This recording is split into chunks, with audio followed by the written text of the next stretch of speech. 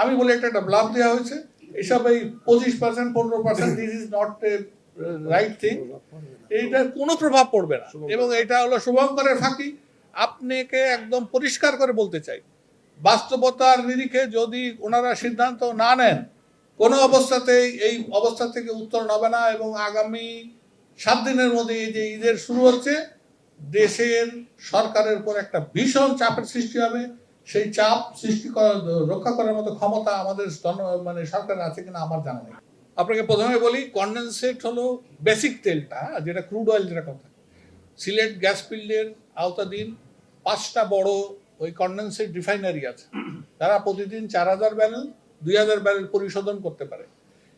Gas উত্তোলনের পরে যে কনডেনসেট আসে সরাসরি ওই পরিশোধনগারে চলে যায়, এবং প্রত্যেক দিন আপনি 13,500 × 70 গুণ দেন, এই পরিমাণ তেল তারা উৎপাদন করে। মধ্যে পেট্রোল আছে, অকটেন আছে, কিছু ডিজেল হয়, সামান্য ডিজেল 1-2%, মেজরটাই পেট্রোল অকটেন। এটা তো কন্টিনিউয়াস প্রসেসেই আছে। বিকাশ পেমেন্টে 10,000 টাকার বেশি অফার, শপিং চলছে তো। এবং আপনার বাস্তব চিত্র হচ্ছে এই তেলগুলো ডিপোতে নিয়ে ট্যাঙ্কলরি যাচ্ছে, তারা আনলোড করার জায়গা পাচ্ছে না।